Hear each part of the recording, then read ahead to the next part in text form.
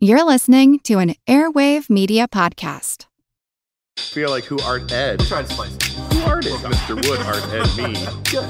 Either way, it's ambiguous. It works on so many levels. I know. That's off to a great start. Welcome to Who Arted, weekly art history for all ages. I'm your host, Kyle Wood. Just a quick reminder, if you're listening on a platform like Amazon Music, which supports episode-specific cover art, you can see an image of the artwork in the app as you're listening. And of course, if you're listening on Apple, Spotify, or anywhere else that allows listeners to leave ratings, please give me a nice rating or review to make me feel better about myself and to help others discover the show. Now, I decided to make this episode today because as I'm recording, it's back to school season, and as an art teacher, I often reflect on what I'm doing in my classroom. I think about my own educational experiences and what I want my students to get out of my class. And my thoughts started to drift back to my early days in art school.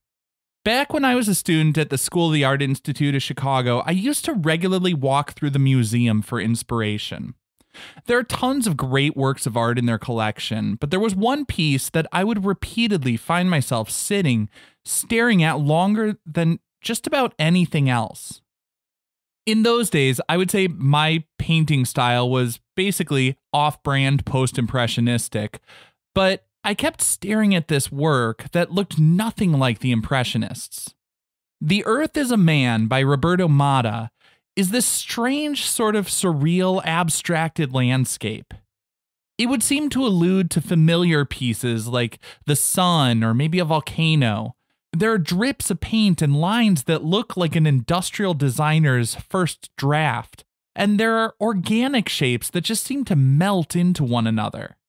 From a distance, you could squint and see flowers, but up close, you see through layers and layers of paint, combining so many things that seem totally unrelated. It's both familiar and completely alien. It shouldn't work, and yet it does. He somehow unifies it all. As a young art student, I spent a long time sitting, staring at that work, and even more time with it running through my head. And so today, we're looking at Roberto Matta. Roberto Matta was born in Santiago, Chile on November 11th, 1911. That's right, his birthday was 11/11/11. While he was Chilean, in a very real way, his life, like his art, transcended boundaries. Matta was born, as I said, in Chile. His father was Chilean, but his mother was Spanish. While this was a period where much of the Chilean economy was rough, the Matta family was comfortable financially. Roberto had what sounds like a nice childhood. His mother encouraged his interest in the arts, language, literature. The family was devoutly Catholic, and he attended traditional Jesuit school. From 1929 to 1933, Roberto Matta studied architecture and interior design. While his education may have been rather traditional and conservative, his style was a bit wild by the standards of the day. In his final year of school, he designed a fantastical project he called League of Religions as a takeoff the idea of a League of Nations. He imagined a space where people of all the world's religions could come together to confer and learn from one another. In this work, we see him start playing with biomorphic forms in his design, meaning the structures were inspired by the forms of living things. Now, because this is a show for all ages, I do want to unpack that a little bit for clarity. Shapes generally fall under two broad categories. We call all the precisely defined shapes, like squares, circles, triangles, geometric shapes. The curvy, irregular shapes found in nature are called organic shapes or biomorphic shapes, because organic and bio both indicate that they're inspired by living things. The final bit of vocabulary to understand there is that shapes are two-dimensional, and when they become three-dimensional, like a cube, we call those forms. As he wrapped up his schooling, Matta was designing buildings that looked like biomorphic forms, rather than the typical geometric designs one might normally expect from architecture, which is a field of art that is very engineering heavy. And shortly after that ambitious project, Matta left his comfortable home and conservative school.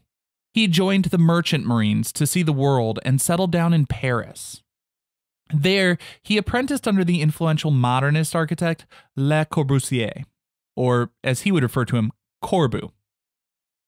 He spent about 2 years working in Corbusier's studio, and Corbu was not the only major artist Matta came to know during this period. He befriended avant-garde Latin American writers like Pablo Neruda and Federico Garcia Lorca. Lorca actually introduced him to Salvador Dali, and Dali introduced him to André Breton, who recognized Matta's talent and invited him to join the Surrealists. And right around this same time, Matta helped to design the Spanish Republican Pavilion at the Paris International Exhibition of 1937. This was the same exhibition where Picasso debuted Guernica. That painting, which I would argue is Picasso's best work, was tremendously influential on Matta's artistic development. Guernica was a mix of intellectual, formal abstraction, as well as heart-wrenching imagery with emotional resonance and powerful social commentary. Matta learned from poets, architects, cubists, and surrealists like Dali. Another major influence of his was Marcel Duchamp, the multidisciplinary artist and general nuisance to anyone trying to impose any sort of rules or order. Matta's work would similarly mix things up, cutting across the typical boundaries of different artistic movements.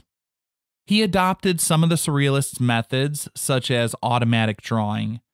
The idea was that one's subconscious thoughts and feelings could be revealed by allowing the hand and the wrist to move, writing or drawing without planning or filtering the designs through the conscious mind. And all of these ideas of exploring the unconscious mind and everything like that, the Surrealists were really inspired by the writings of Sigmund Freud, who was coming up with his theories right around this time. Matta created what he called the psychological morphologies, starting in the late 1930s. He studied organic patterns of growth, and he looked at plants under a microscope and integrated these organic shapes into large, abstract paintings with forms that seemed to morph and change in a strange sort of multidimensional space. It looks like an abstracted landscape, but Matta would refer to these pieces as inscapes, suggesting they were a depiction of the interior space in the artist's mind. In 1939, Roberto Matta fled Europe and came to America. He, like so many other people, fled Europe because of World War II, of course. By this point, he had established himself in surrealist circles, and when he arrived in New York, the up-and-coming artists who would later become prominent abstract expressionists like Pollock, Gorky, and Motherwell were eager to talk shop with him. As World War II ravaged Europe, Matta's work began to look more outward. He broke from the surrealist emphasis on the subconscious and began making what he called social morphologies. His works were still abstracted landscapes and things like that, but with drawn elements seeming like vaguely mechanical forms, sort of in conflict with organic forms. The spaces were vague and amorphous, and yet there was a sense of space through the layering and allusions toward geometric planes. His works borrowed techniques and some characteristics of surrealism and abstract expressionism, but in shifting his focus from the inner world of personal psychology toward the outer world of politics and society, he fell out of favor with the surrealists. And by embracing figures, symbols, and story, he fell out of favor with the abstract expressionists.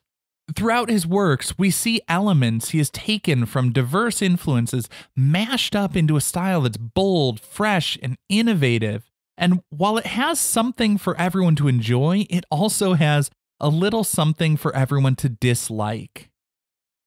I think that's probably why Matta never really got his due. I mean, he was fairly successful and very influential, but let's face it, he's not a household name. But for Matta, the point was to always keep moving, pushing the envelope, and exploring new ideas.